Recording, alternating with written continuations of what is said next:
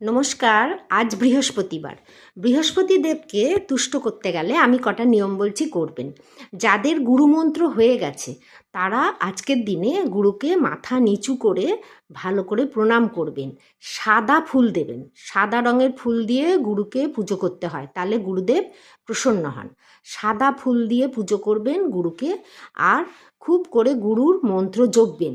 আর হলুদ রঙের, যখন গুরুর পুজো করতে বসবেন সাদা রঙের ফুল দিয়ে, নিজে হলুদ রঙের জামা কাপড় পরবেন।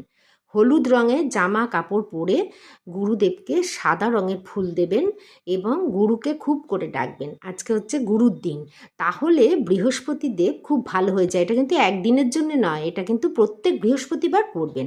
হলুদ জামা কাপড় পরবেন এবং গুরুকে সাদা ফুল অর্পণ করবেন এবং গুরু মন্ত্রটি খুব মনোযোগ সহকারে বারবার করে পড়বেন। এই ছিল আজকের টিপস।